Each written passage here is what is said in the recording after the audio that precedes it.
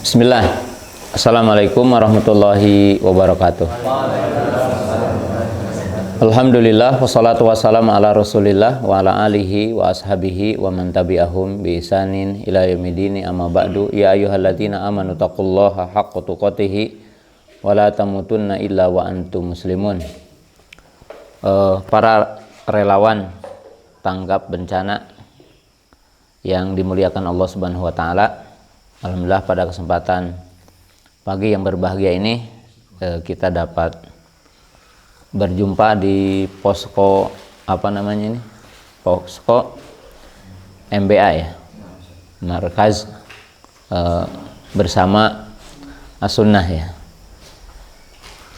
Di kesempatan pagi yang berbahagia ini kebetulan dalam satu perjalanan juga saya dari kota yang Provinsi Sulbar. Betul kan Sulbar? Sulawesi Barat. Mamuju dan Majene. Alhamdulillah. Di kesempatan yang singkat ini saya diminta untuk memberikan nasihat ya. Dan ini dalam mengamalkan sebuah hadis yang diriwayatkan oleh Imam Muslim dari sahabat Abu Hurairah radhiyallahu taala anhu, di mana baginda Rasulullah SAW bersabda, hakul muslimi alal muslim situn. Hak muslim dengan muslim ada 6. Paminha idastan soha kapan sohu, diantaranya apabila seseorang atau kamu untuk memberi nasihat, maka berilah nasihat oleh kamu ya. Para relawan yang dimuliakan Allah Subhanahu wa taala, dan tentunya di sini tidak lupa juga kepada para donasi atau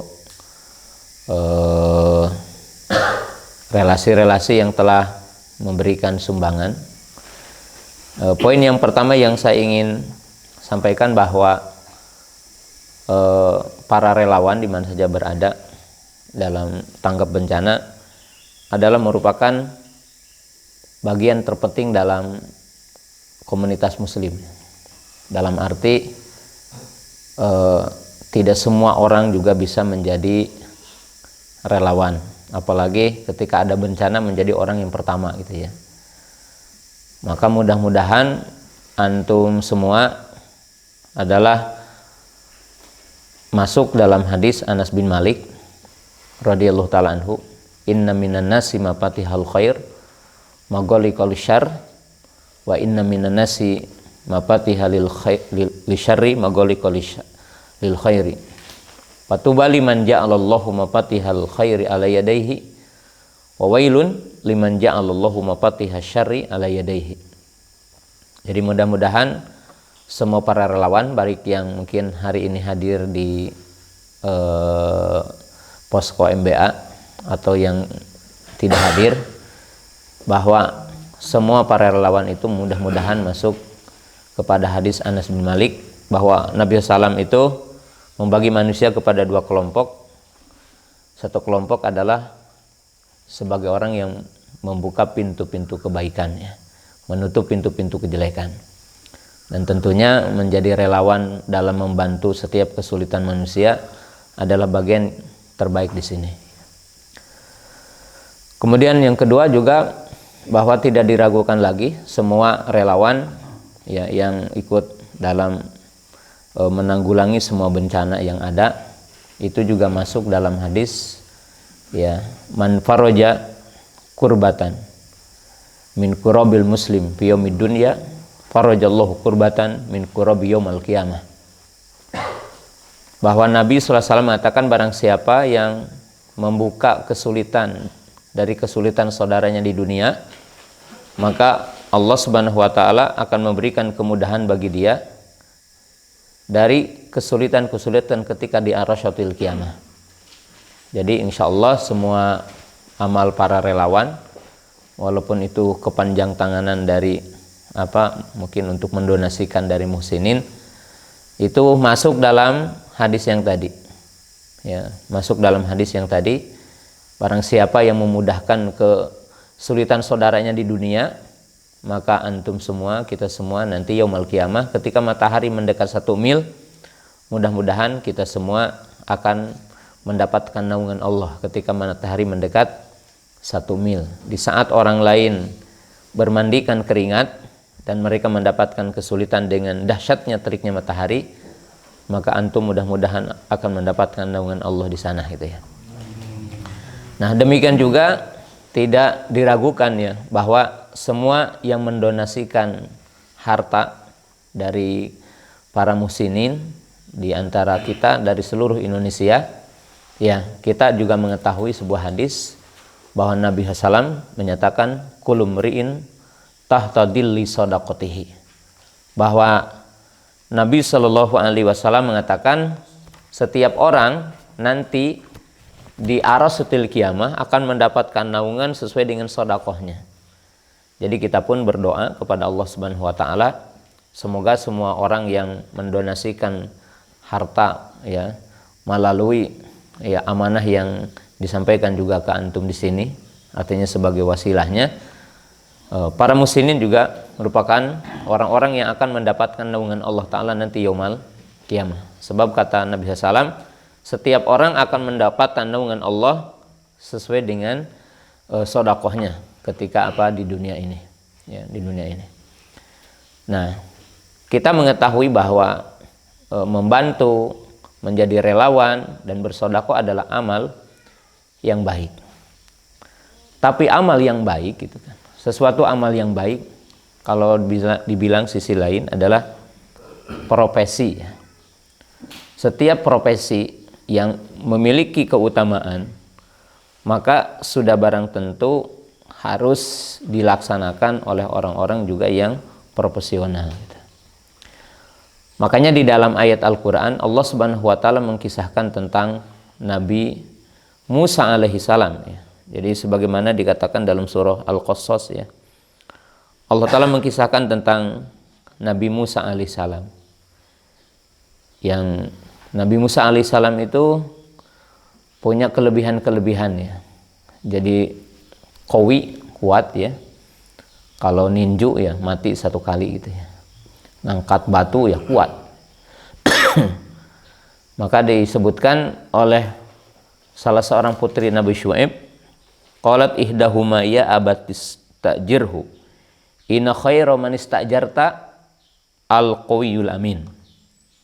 Jadi Allah berfirman ya, mengkisahkan tentang Nabi Musa. Salah seorang putri Nabi Syuaib berkata ya, coba dia jadikan pekerja, artinya buat Nabi Musa itu sebagai pekerja, karena sebaik-baik orang yang engkau pekerjakan, itu usulan putrinya kepada bapaknya, adalah al-qawiyyu al-amin, yaitu orang yang ya punya skill, kemampuan ya. Kemudian amin adalah amanah. Kalau sekarang ini diistilahkan dengan hard skill. Hard skill ini berkaitan dengan kemampuan, orang punya keahlian apa aja gitu ya. Kemudian al-amin itu kalau sekarang dikatakan soft skillnya, yaitu berkaitan dengan istilah orang hari ini itu ada karakter kinerja, ada karakter moral gitu. Ya, moral itu seperti jujur gitu. Nah, teman-teman yang dimuliakan Allah Subhanahu wa taala, catatan terpenting ya untuk para relawan gitu. Itu memang 2 poin ini sesuatu yang tidak boleh tidak ada gitu ya. Karena antum bertugas adalah menyampaikan donasi milik orang, atau antum sendiri juga mungkin ada datang ke sini dengan uangnya sendiri, masya Allah gitu. Tetapi mungkin kalau itu namanya relawan atau mungkin NGO atau perwakilan dengan nama-nama yang ada, itu kan menyampaikan titipan orang. Setiap orang yang menyampaikan titipan orang ya tadi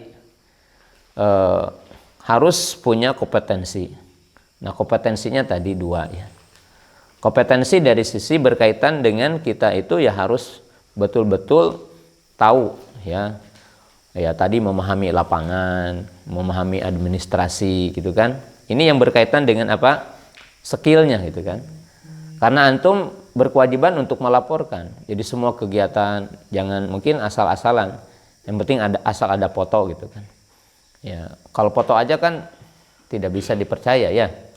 Ya, antum harus betul-betul bisa dipercaya orang berkaitan dengan administrasinya. Ya, jadi di antara sekian antum yang bergelut di sini, ada yang khusus untuk melaporkan administrasinya, keuangannya, ya, dan semua kegiatan yang ada. Dan itu menjadi satu laporan yang bisa dipercaya orang. Kemudian sisi yang kedua tentunya adalah sisi amanah. Amanah, ya, amanah tentunya apa yang diamanahkan orang harus sampai kepada tujuan yang diinginkan. Jadi harus sampai kepada tujuan yang diinginkan sesuai ya gitu ya. Dan tentunya ini adalah amanah sangat berat ya. Semua relawan harus punya itu. Ya, dalam arti kalau tadi dikatakan punya keahlian benar gitu ya. Bahwa di sini jangan asal asal ngasih gitu kan. Jangan asal mungkin memberikan donasi. Ya, seyogianya yang bertugas di lapangan itu ya melakukan asesmen dulu atau investigasi gitu ya, dilihat dulu gitu ya, daerah mana yang harus didahulukan, kemudian apa kebutuhannya sesuai gitu ya, kemudian mungkin pendekatan dengan masyarakatnya seperti apa sehingga semua donasi itu bisa tepat sasaran ya. Nah, sedangkan yang kedua tadi adalah amanah gitu kan. Amanah itu ya semua ya, dari apa yang dititipkan harus sesuai gitu ya. Kemudian juga ya kalau antum maaf mungkin ya relawan yang juga mungkin sebagai pekerja, bukan sekedar relawan maaf gitu ya. Karena relawan itu ada relawan yang gratis, maaf ya. Ada relawan yang juga antum relawan tapi juga kerja kan itu. Ya, jadi artinya semua kita harus bisa dipercaya. Ya. Karena tentunya amal kita bukan hanya amal untuk dunia, amal kita adalah amal untuk akhirat. Ya, jadi itu poin yang kedua yang sangat penting untuk kita sama-sama paham. Nah, kemudian poin yang ketiga yang saya ingin sampaikan bahwa donasi yang kita kelola gitu kan, ya mungkin ya kita memang membentuk waktu itu berawal dari Lomboknya, kemudian setelah itu ke Palu, itu membentuk ya satu badan, yaitu yang namanya MBA ya, Markaz Bersama As-Sunnah itu, yang berfungsi memang supaya lebih tepat sasaran itu waktu itu. Karena kan kalau setiap orang datang dari semua komunitas yang berbeda, kadang-kadang mungkin satu tempat donasinya itu juga gitu kan. Tapi ketika dikoordinasi kemudian membuat semacam ini lebih terarah semuanya gitu kan. Lebih terarah semuanya. Nah, maksud saya di sini bahwa senantiasa saya secara pribadi gitu ya berharap bahwa semua apa yang kita lakukan di tempat-tempat donasi itu dalam bahasa yang lebih keren gitu untuk mengatakannya apa? Pahala mendatangkan pahala. Atau bahasa lainnya wasilah mendatangkan wasilah lain. Artinya begini. Kalau kita memberikan uang ke orang itu dapat pahala gitu. Tapi pahalanya satu gitu. Tapi kalau dengan uang ini menjadikan orang dekat kepada sunnah, menjadikan orang dekat kepada Allah, maka itu akan berlipat ganda gitu. Nah, oleh sebab itu diusahakan semua kegiatan yang kita lakukan itu bermuatan dakwah gitu. Jadi disertai dengan dakwah, disertai dengan muatan-muatan yang memberikan edukasi sisi lain, edukasi berkaitan dengan agama. Terlebih saya sudah sering menjelaskan bahwa musibah itu ada dua ya, musibah yang kepada fisik ya kita bantu musibah fisiknya. Tetapi musibah yang kepada agama lebih berbahaya daripada musibah fisiknya. Nah, maka saya berharap gitu, kita berharap ya, tentunya semua donasi itu dimuatkan artinya memiliki muatan dakwah gitu. Jadi memiliki muatan dakwah dan tentunya pendekatan-pendekatan lokal dalam arti pendekatan-pendekatan lokal kebiasaan orang sini seperti apa itu perlu bagi kita semua. Jadi tidak boleh ada satu kegiatan yang itu mendonasikan hanya kita memberi gitu. Tidak memiliki makna yang lebih dari itu. Ya. Karena orang-orang yang terbaik itu kan orang fakih itu orang yang melihat kebaikan di situ ada beberapa kebaikan. Tapi orang yang tidak fakih itu ya orang melihat satu kebaikan dan tidak membahkan kebaikan. Nah, itu yang dimaksud kebaikan-kebaikan. Kalau wasilah menjadi wasilah, artinya begini, bahwa pemberian ini harus menjadi wasilah untuk kita bisa mendekati mereka. Gitu. Jadi artinya kalau di Mamuju dan di Majene ini banyak ustadz yang selama ini mereka agak sulit mendekati masyarakat, maka dengan adanya kita mendonasikan harta ataupun mendonasikan ke berbagai tempat itu, maka kita harus bisa menjadikan ustadz-ustadz ini sebagai amunisi kita untuk, atau dibalik, dalam arti bahwa donasi kita itu harus menjadi sebab para ustadz untuk bisa berdakwah gitu. Maka itu yang dinamakan wasilah untuk wasilah orang lain gitu. Nah, jadi ini kerangkanya, kerangka yang harus terpikir oleh kita ya. Kemudian poin yang keempat,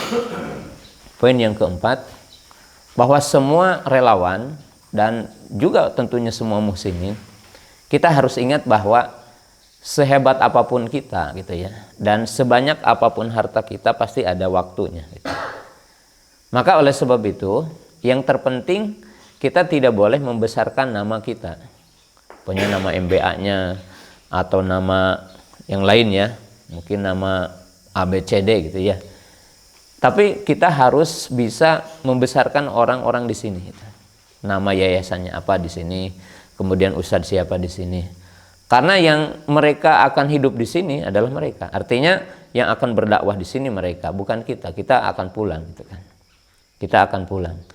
Jadi ini adalah hal yang harus kita jadi sasaran utama. Gitu. Jadi 4 poin ini yang harus jadi perencanaan kita.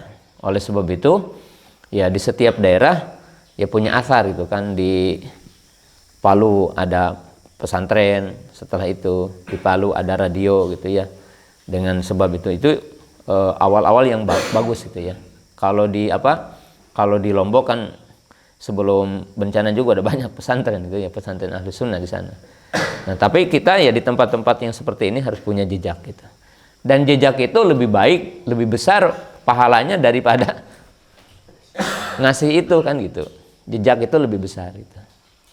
Nah, kemudian yang terakhir, bahwa kita ya dalam kegiatan apapun ada 4 komponen yang sangat penting ya, untuk antum gitu ya, dalam kegiatan. Yang pertama, komponen yang semua amal apapun itu komponen pertama, yaitu ikhlas gitu. Jadi antum bekerja tentunya harus ikhlas karena Allah Subhanahu wa taala. Karena antum kalau meninggalkan istri, meninggalkan keluarga, ya, tapi antum tidak ikhlas, ya pulang, ya uang juga mungkin tidak seberapa ya yang dibawa pulang. Tapi kalau tidak bawa pahala, ini rugi bagi antum ya. Maka oleh sebab itu, ya antum harus ikhlas itu, harus ikhlas. Itu yang pertama. Yang kedua, bahwa kita dalam sebuah organisasi sekecil apapun itu harus mengerti tentang leadership, followership itu. Leadership itu ya sekecil apapun antum berkumpul berarti harus mengerti bagaimana memimpin teman gitu. Jadi bagaimana memimpin teman. Saya secara pribadi itu dalam organisasi kecil pesantren itu saya tidak bertampang bos. Saya tidak bertampang penyuruh gitu. Tapi kita organisasi bikin SOP gitu. Umpamanya sekarang ya, MBA namanya. Ya bikin SOP gitu. Oh, kalau mau kumpul dengan apa? Dengan MBA kita punya SOP. SOP-nya 2 minimalnya kan ya. Ima menyerahkan donasi ke kita, terserah antum yang menggunakannya, dalam arti sejauh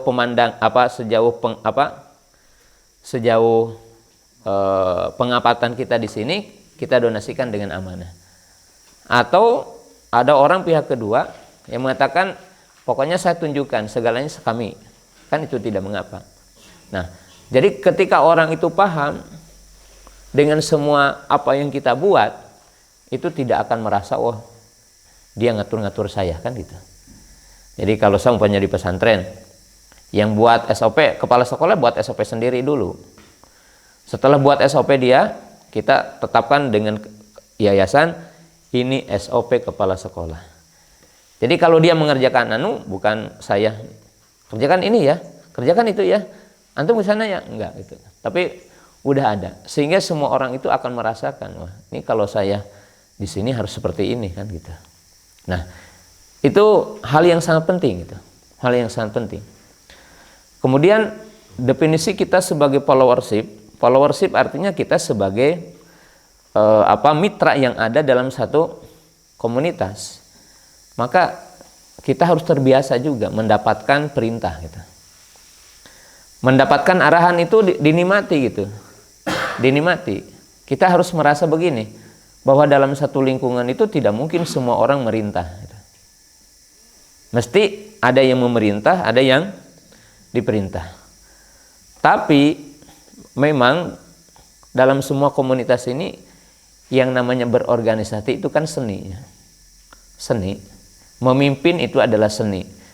Seni bagaimana menyuruh orang, seni bagaimana melihat semua kemampuan yang ada. Jadi kalau saya punya 10 bawahan, seorang pemimpin itu harus paham dari berbagai karakter kemampuan bawahan. Ketika dia sangat mampu untuk bagaimana mengembangkannya, bagaimana menyuruhnya. Kalau si ini disuruhnya harus begini gitu. Jadi di antara kita harus begitu. Nah, ini adalah komponen yang kedua ya dalam dalam organisasi. Komponen yang ketiga adalah ta'awunnya itu. Jadi ta'awun. Apa sih yang dimaksud ta'awun? Mungkin antum ta'awun udah paham ya. Tapi makna ta'awun itu kesadaran bahwa saya bisa karena orang lain itu. Itu yang dimaksud. Kalau ta'awun dalam arti antum mendefinisikan ta'awun saya dibantu, itu pasti orang semua paham. Tapi definisi ta'awun yang mesti ada dalam setiap orang dalam sebuah organisasi, dia harus merasa bahwa dia bisa karena orang lain. Dalam arti, saya sering berkata begini, saya tidak bisa berdakwah kalau tidak ada ikhwan yang bikin kegiatan. Gitu. Jadi tidak begini, mentang-mentang saya adalah yang memberi materi, mengasih materi, bahwa yang lain itu nggak ada apa-apanya, enggak. Bahwa saya bisa datang ke sini karena ada yang lain. Kalaulah tidak ada salah seorang ahlul khair di sini, itu juga sulit ya. Bahkan antum sendiri ya, mungkin kalau tidak diketemukan contohnya dengan Pak Rudi gitu, dengan beberapa orang di sini juga sulit ya. Mencari kontrakan juga sulit gitu kan ya. Nah, antum dalam berorganisasi itu harus tawadu gitu ya. Jadi harus menilai bahwa saya bisa karena juga ada jasa orang lain. Itu namanya ta'awun gitu. Kalau namanya ta'awun dalam makna yang umum itu orang udah paham gitu. Dan itu tidak akan menjadi kondusif ya. Justru ketika kita itu memahami, ya saya, ya tadi kan saya juga ini minum, ya ada yang ngasih gelas gitu kan. Coba yang untuk satu gelas ini saja perlu ada 2 orang itu. Minimalnya yang cari gelas. Kemudian yang bukain itu antum, siapa namanya? Abu Nur. Abu Nur. Menuangkan itu kan. Artinya pasti gitu. Nah, kemudian yang terakhir unsur yang keempat, dan ini unsur yang paling sulit ya dari semua itu, at-tafahum. Ya. Jadi kita harus memahami. Ada sering orang begini, dia kok nggak salam sama saya gitu ya. Kalau kata saya, kenapa antum yang tidak salam kan itu? Mestinya antum yang salam sehingga orang lain salam kan itu. Nah, jadi tafahum ini begini, yang paling beratnya yaitu bagaimana kita bisa memahami kekurangan orang, bisa memahami, oh orang itu ngomong sama saya begini, mungkin begini itu. Tapi kalau yang dimaksud tafahum, antum harus ngerti saya, itu sulit itu ya. Tapi kalau kita itu sama-sama tawadu, kita mengatakan bahwa bagaimana orang lain ya, bagaimana saya bisa memahami orang lain, bagaimana saya bisa menghargai orang lain, bagaimana saya bisa menempatkan kedudukan orang lain. Nah, itu sangat penting ya di dalam dalam berorganisasi. Dan kalimat penutup ya, dalam hidup itu natural. Kalau antum ingin dihormati orang lain, tidak perlu antum membuat sesuatu yang membuat orang lain supaya bisa menghormati orang lain. Tapi hiduplah natural dengan apa yang disebutkan Allah dan Rasulnya, pasti dihormati gitu. Natural aja gitu. Nggak perlu memilih bahasa yang sangat bagus gitu. Apa perlu memilih pakaian yang sangat bagus.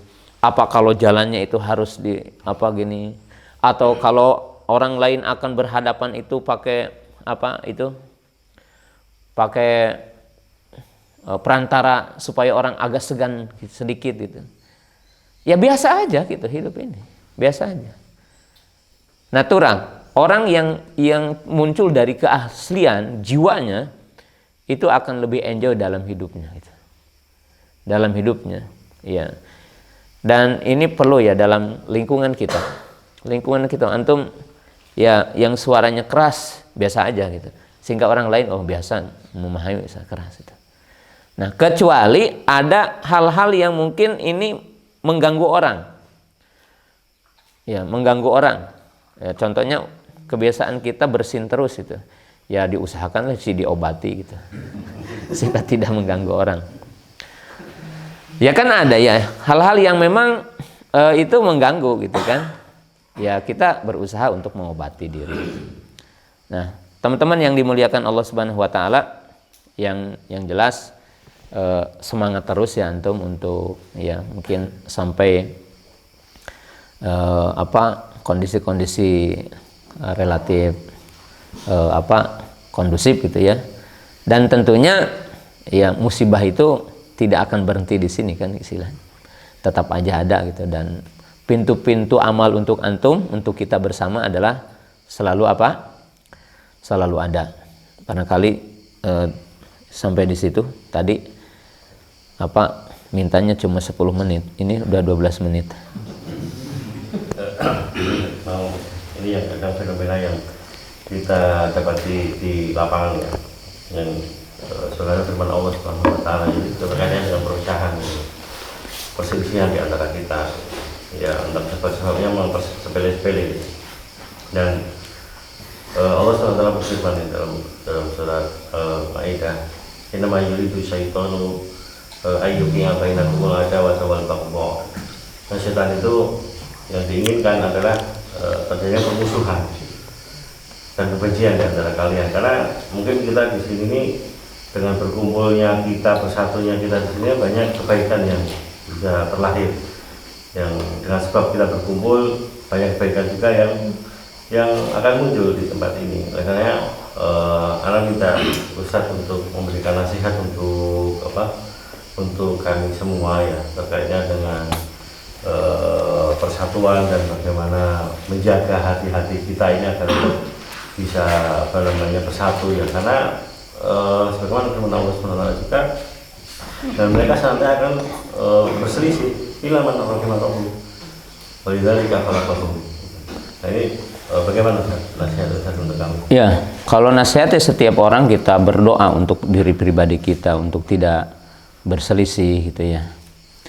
Tapi catatan yang kedua bahwa kalau saya secara pribadi dalam hidup kemudian dengan ustadz-ustadz gitu, kalau saya katakan suka begini, saya bilang saya itu mencintai antum berselisih gitu. Artinya kalau beda cara pandang, kemudian beda ini saya mencintainya gitu. Cara berpikir ini, pandangan, saya mencintai, menunjukkan bahwa antum adalah orang yang kritis, orang ini. Tetapi yang tidak boleh itu antum punya kebencian kepada teman antum ya, punya hasad, punya ini. Nah, kemudian apa yang paling baik di antara kita adalah halul muskilah. Jadi kalau ada sesuatu yang di antara kita berbeda, ya kita selesaikan. Kemudian yang terpenting juga bagi kita, tidak boleh kekurangan saudara kita dijadikan senjata untuk untuk memecah belah, atau dalam makna yang lebih khusus itu untuk mencacati cara dia berpikir. Contohnya kita melihat dia kurang sholatnya, ya, lalu dia mungkin berpendapat salah, Wah tuh kan orang seperti ini memang begitu. Nah itu jangan seperti itu gitu diantara kita. Ya. Karena tabiah manusia itu berbeda, itu tabiah gitu. Ya, tabiah. Makanya dalam Quran dan dalam hadis itu ada kerangkanya. Kerangka yang pertama tidak boleh lebih dari 3 hari kan gitu. Kenapa menunjukkan boleh ya 2 hari atau 3 hari, menunjukkan memang tabiah manusia tidak bisa dipungkiri gitu. Tidak bisa dipungkiri gitu. Jadi musyawarah gitu kan, segala sesuatu musyawarah. Kalau kita melihat satu kekurangan, harus mampu kita menyampaikannya gitu. Oh ini kurang tepat ya. Punya Sigit punya program ini, ya teman-teman jangan diam gitu. Kalau memang itu apa kurang pas gitu ya, tinggal dibicarakan. Ana punya royi seperti ini bisa nggak?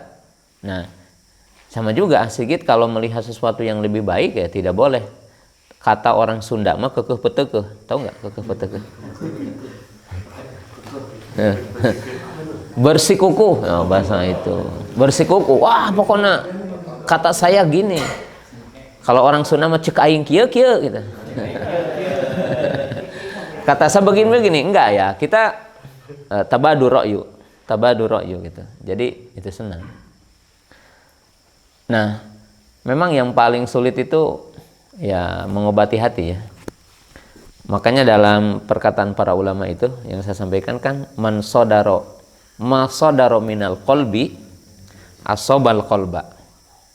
Jadi segala sesuatu yang timbul dari kesucian hati itu pasti akan memberikan pengaruh kepada hati orang. Jadi seperti antum gini ya, ini ingin menasehati, tapi terkadang menasehati itu ada sifat ulu, kita merasa gitu lebih baik dari dia. Atau terkadang justru kita menasehati itu untuk menjelekan dia kan itu dalam hati. Tapi kalau kita menasehati itu dengan tujuan kita rahmat kepada dia, kemudian kita tidak ingin dia terpleset, muncul dari hati yang bersih, pasti akan mampu mempengaruhi dia gitu. Nah, berbeda pendapat mah satu keindahan sebenarnya. Yang haram itu kan al-bugdu tadi, adawah itu kan yang haramnya itu. Ya. Tadi tentang kekeh petekeh, cikia-kia. Ada satu dilema kayak ketika kita sebagai administrator, anggaplah di sini kami sebagai administrator, harus mengambil keputusan yang cepat dan tepat, namun kadang apa yang kami lihat itu belum bisa dilihat oleh kawan-kawan yang lain.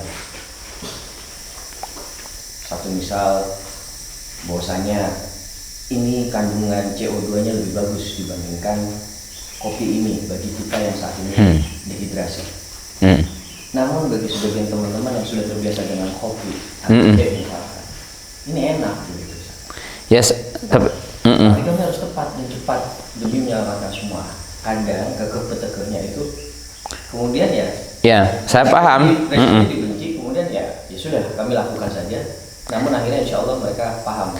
Nah itu sesungguhnya ya, makanya kan kalau dalam dunia sukses kata para ahli itu 4K atau 4C gitu kan, kritis, kreatif.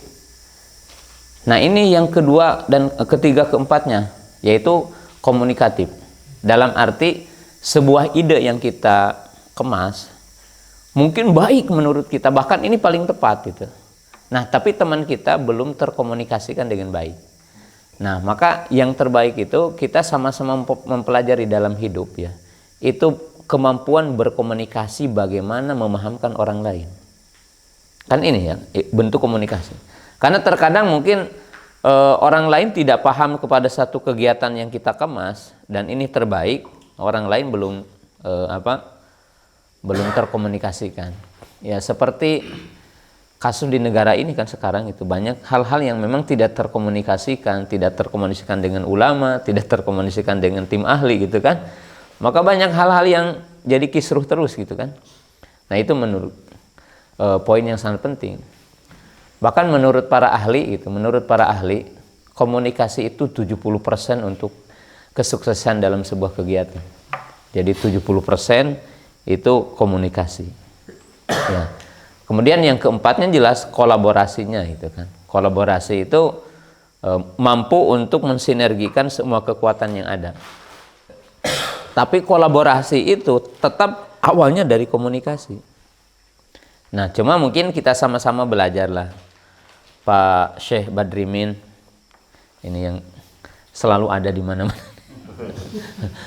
Artinya semuanya kita itu kan kemampuan untuk berkomunikasi itu memang hal yang sangat sulit ya.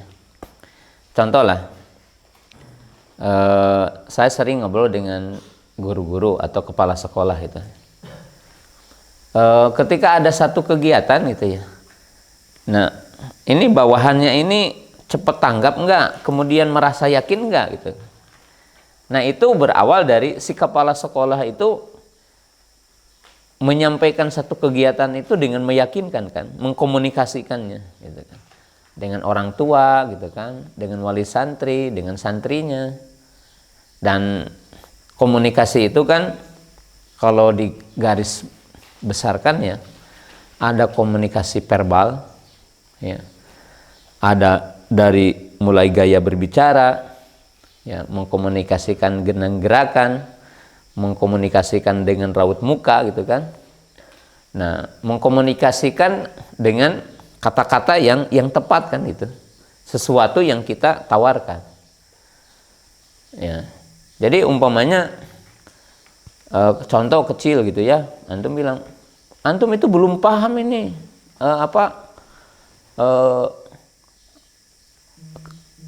perencanaan gitu. Coba antum paham. Nah, ya, artinya mungkin jangan seperti itu, contoh gitu ya.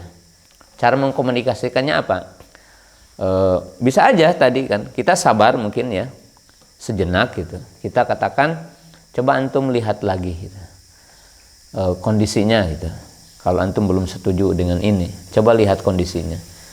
Dia melakukan mungkin beberapa saat, dia melihat, kemudian apa yang kita sampaikan itu ternyata dia pahami, pasti gitu kan, selesai masalah gitu.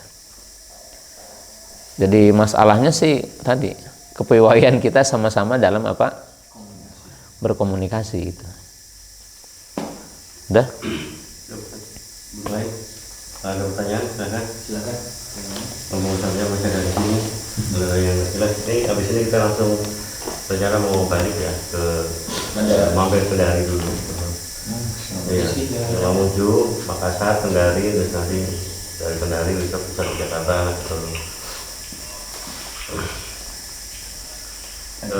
Sudah ada, cukup. Ya, cukup. Terima kasih atas semua antum. Antum tetap bersemangat dan tentunya jaga keikhlasan dan juga jangan lupa ya, jaga stamina ya. Antum semangat makan supaya fisiknya apa? Kuat ya. Subhanakallahumma bihamdika asyhadu an la ilaha illa anta astaghfiruka wa atubu ilaik. Assalamualaikum warahmatullahi wabarakatuh.